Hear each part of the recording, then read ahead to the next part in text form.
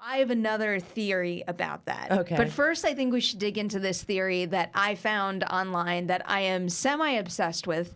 And I don't know if this individual was the person who started the whole conversation, but he did do a very interesting explainer, and I think he laid it out very well. So I'm going to give a little shout out to 3C Films on YouTube. He's got 2 explainers up, but one of them is titled Hidden Twist in Jordan Peele's Us Explained. And he suggests that the hidden twist in the movie is that Adelaide/Red weren't the only 2 that were swapped. Also, Jason and Pluto were swapped in a previous summer, and I believe his explainer specifies that it was the summer before. And he lays out a number of things in the film that make it very convincing.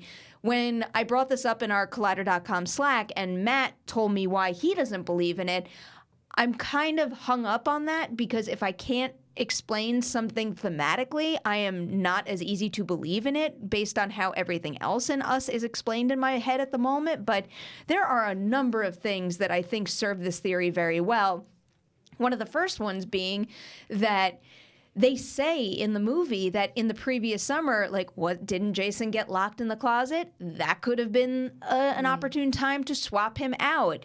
There's also the thing with the magic trick, and the magic trick isn't something that's lightly used throughout the entire film. Like, he had it, he knew how to do it, and then he forgot how to do it. And I know that a lot are saying that, like, oh, maybe, you know, how could he have learned to speak English so well over such a short period of time? But we can't forget that Red is one of the only ones down below who can speak English. And if he was like kind of a pet by her side a little, and he's clearly closer with Red than Abraham and Umbre are.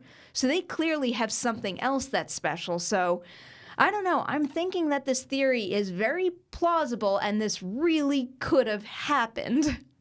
I am of the opposite opinion. I'm not 100% like, no, it's impossible. I just think it's very unlikely. And my read on his character in general is so different that for that to be true would kind of invalidate my whole feel on what his ending reaction means. And like, it would cripple parts of my view on the film to such an extent that it's very hard for me to see it being true. Okay. The ending reaction throws a little bit of a wrench into this. I will admit that. Also, I even though you make a point that Red does speak English, she speaks it very weird, and he speaks very normally. And he does not. Yeah. Also, alternatively, the young boy Pluto, it takes more than a year, I believe, to go that far off. If you were a normal kid, to then crash to to. Why can't I think? Just to lose social skills to that extent, or feral, I guess is the word I'm looking for. Yeah. I mean, even if it wasn't that summer, it was a summer before. Right. I don't know. It's pretty quick. One of the other things that this video brings up is, the moment where Pluto and Jason connect and he walks him into the fire. Yeah. It's just like you see this look in both Adelaide and Red's eyes that are when they're looking at the 2 boys, and keep in mind, Red is looking at Jason as we know him to be, and Adelaide is looking at Pluto as he goes into the fire. They both kind of look at them as though there's like an added connection there. Like, why else would Adelaide not want that boy to walk into the fire? And then the way that Red looks at Jason and like whisks him away, I think there's like an added connection there. Could be, but to me it's sort of like the lives that could have been for each of them. And they're seeing, especially, it's probably not a blast to see any child immolate himself. Well, yeah. Even though this one is a murderous threat. Totally, but that's the point. So are we. Yeah. Everyone is. That's true. That's true. Also, so I believe it was that Brooke Ovey piece. If I can find it really quick, I want to read you her last bit about this boy because I think it's really powerful.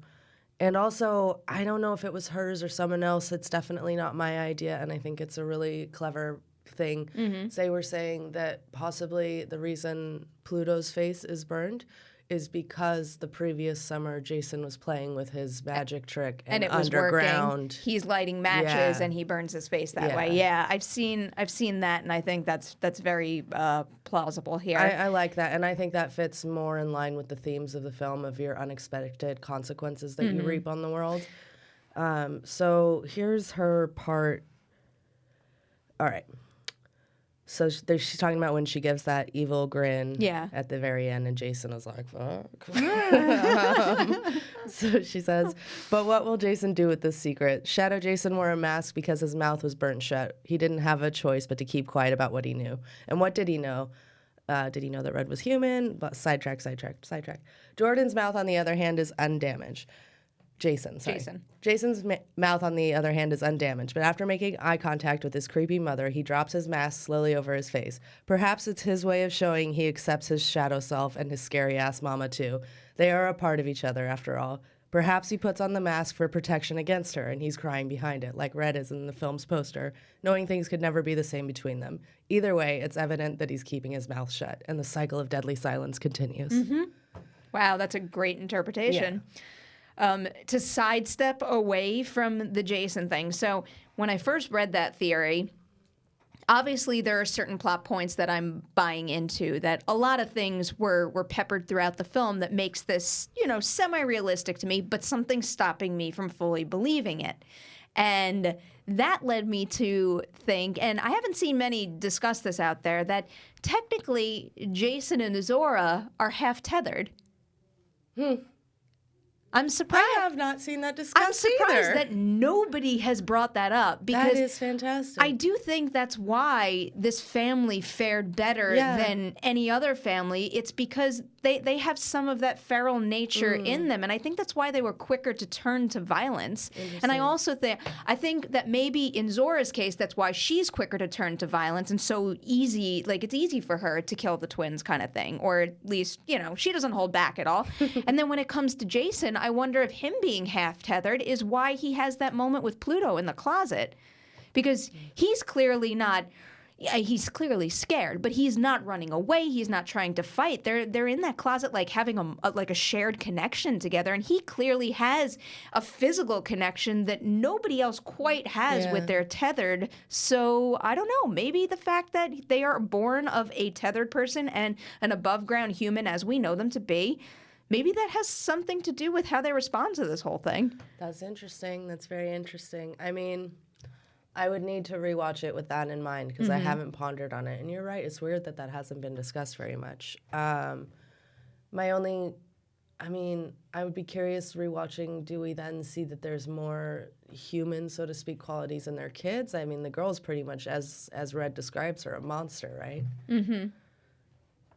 It's interesting. It's a good question. I'm not 100% sold on what it means for the family, but I like asking those kinds of questions.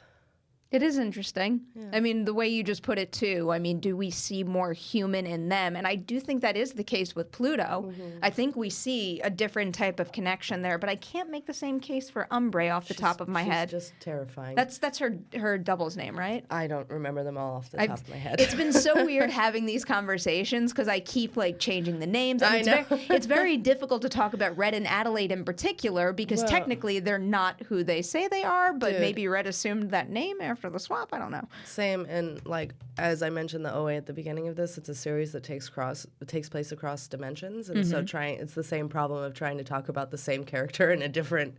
My brain basically this weekend exploded trying to think about the OA and Us at the same time. I can understand that. That's why after I saw Us for a second time, I just cracked open Scary Stories, which is very much written for younger readers and very easy for me to process. Fabulous. But I'm very, very wrapped up in that whole idea right now and trying to piece it together and just what it might mean, because, again, talking about themes and ideas, that would make so much sense to me, the way that, it'll just represent how, even though we see each other differently, technically we're all still the same. We're all influenced by each other, and just this idea of, certain individuals getting together and passing down certain traits, because that's something that's been the truth for our entire existence. So technically we're all at least partly the same.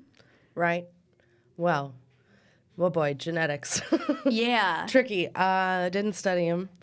I did get my 23andMe kit done last year. Did you really? I'm very boring. What did you learn? Are you allowed to tell us anything about yourself? I'm so boring. Okay. It is just the whitest thing that ever was born. I think about doing that every so often. It's insanely, I was just, I am such a loser. It's like 50% UK, 40% Western Europe, and then like 5% something else that's over there, and then 1% Iberian, which I think is also white, maybe. I don't know. I was just like, wow. If you were expecting an interesting, like, turns out I'm actually royalty from Spain, I did not get that. Is that what you were hoping for? No. I'm curious now. I kind of want to do it.